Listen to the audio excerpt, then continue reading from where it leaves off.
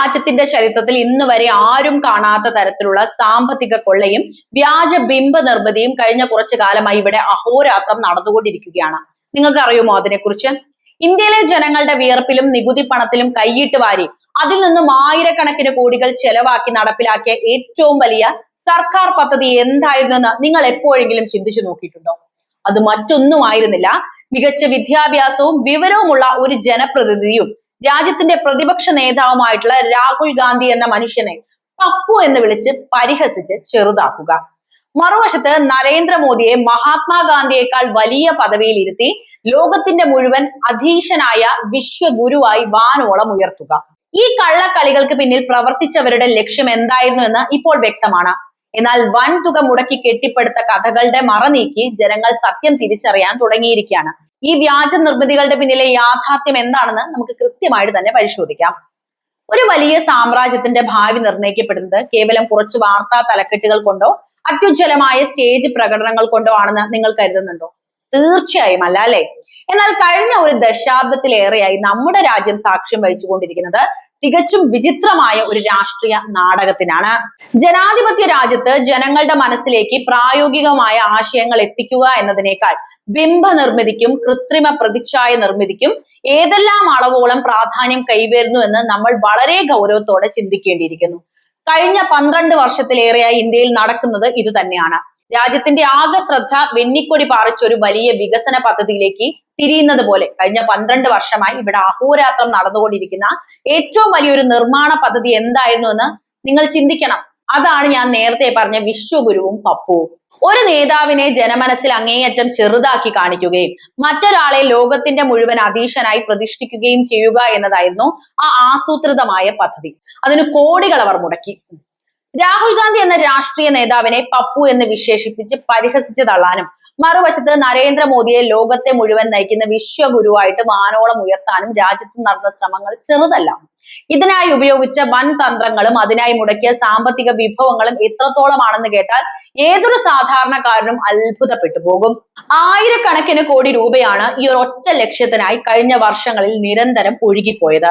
തെരുവുകോണിലെ കൂറ്റൻ ഫ്ലെക്സ് ബോർഡുകൾ, വഴിയോരങ്ങളിൽ പ്രകാശം ചൊരിയുന്ന ഡിജിറ്റൽ ഹോർഡിങ്ങുകൾ, വമ്പൻ പരസ്യ ചിത്രങ്ങൾ, പ്രതിദിനം ദശലക്ഷക്കണക്കിന് ആളുകളിലേക്ക് എത്തുന്ന TV ചാനൽ ചർച്ചകൾ, സോഷ്യൽ മീഡിയയിലെ ആസൂത്രിതമായ ട്രോളുകളും പ്രചരണങ്ങളും എന്നിങ്ങനെ സർവ്വ മേഖലകളും ഇതിനായിട്ട് ഉപയോഗിക്കപ്പെട്ടു.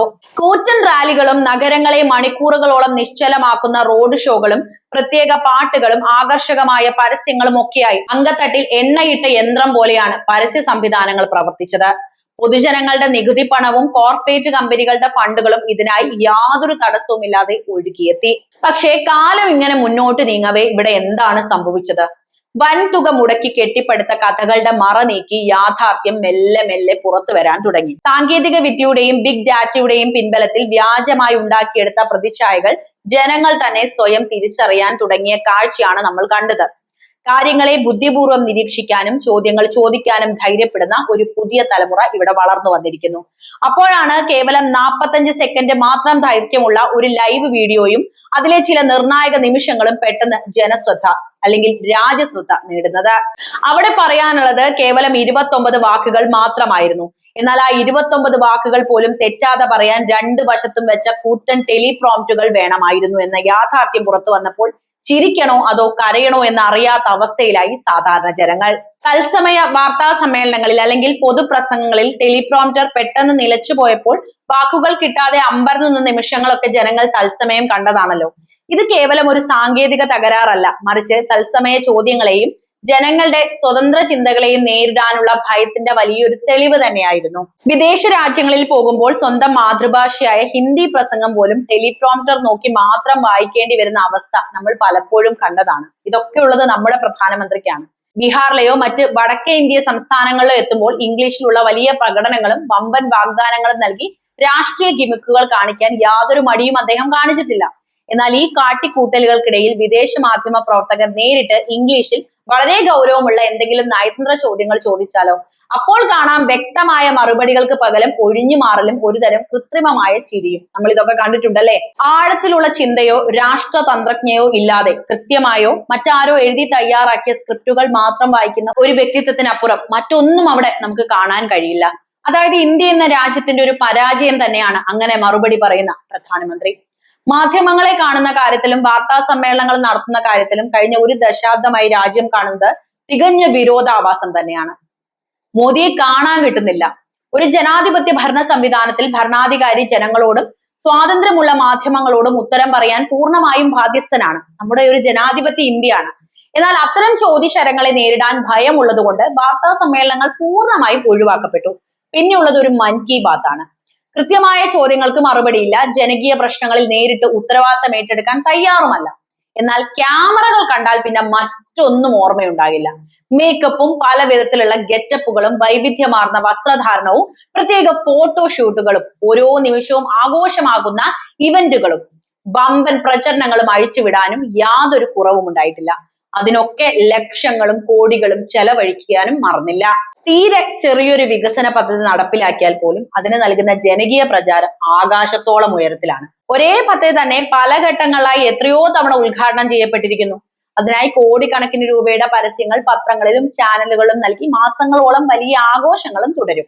എന്നാൽ ഈ വികസനത്തിന്റെ യാഥാർത്ഥ്യത്തെക്കുറിച്ചോ പദ്ധതികളുടെ യഥാർത്ഥ ഗുണനിലവാരത്തെക്കുറിച്ചോ ആരെങ്കിലും ചോദ്യങ്ങൾ ചോദിച്ചാല് അതിനൊന്നും വ്യക്തമായ മറുപടി ഒന്നും ഉണ്ടാകില്ല. ചോദ്യം ചോദിക്കാൻ ഒരു അവസരം പോലും നൽകുന്നില്ല എന്നതാണ് യാഥാർത്ഥ്യം. ചോദ്യങ്ങളെ വഴിതിരിച്ചു വിടാൻ വർഗീയതയും ധ്രുവീകരണവും ഭിന്നിപ്പും ആവനാഴിയിൽ നിന്ന് പുറത്തെടുക്കുകയാണ് സംഘപരിവാറിന്റെ ഒരു രീതി. അത് തന്നെയാണ് ഇപ്പൊ BJP നടത്തിക്കൊണ്ടിരിക്കുന്നത്.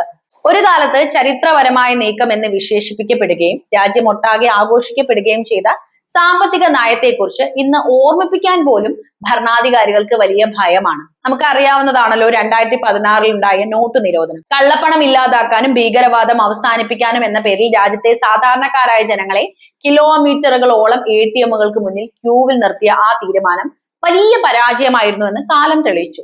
പക്ഷെ ആ പരാജയം സമ്മതിച്ചു തന്നു? ഒരിക്കലുമില്ല. അന്ന് ധീരമായ തീരുമാനം എന്ന് പറഞ്ഞ് ആകാശത്തോളം പുകഴ്ത്തിയ ഭരണകർത്താക്കൾ ഇന്ന് സ്വന്തം രാഷ്ട്രീയ പ്രസംഗങ്ങളിൽ നോട്ടു നിരോധനം എന്ന വാക്ക് പോലും ഉച്ചരിക്കാൻ മടി കാണിക്കാണ്. ജനങ്ങളുടെ ഓർമ്മകളിൽ നിന്ന് പോലും അത് മായ്ച്ചു കളയാൻ അവർ ആഗ്രഹിക്കുന്നു എന്ന യാഥാർത്ഥ്യമാണ് നമ്മൾ ഇവിടെ തിരിച്ചറിയേണ്ടത്. സമാനമായ രീതിയിൽ വലിയ വിളംബരങ്ങളോടെ നടപ്പിലാക്കിയ അത്തരം പലതടുക്കപ്പെട്ട തീരുമാനങ്ങളും ഇന്ന് ഓർമ്മിപ്പിക്കുന്നത് പോലും അവർക്ക് രാഷ്ട്രീയപരമായിട്ട് തിരിച്ചടിയാണ്. ജനങ്ങളെ കുറച്ചു കാലം വമ്പൻ പരസ്യങ്ങൾ കൊണ്ടും അസത്യങ്ങൾ കൊണ്ടും സ്വാധീനിക്കാൻ കഴിഞ്ഞേക്കാം.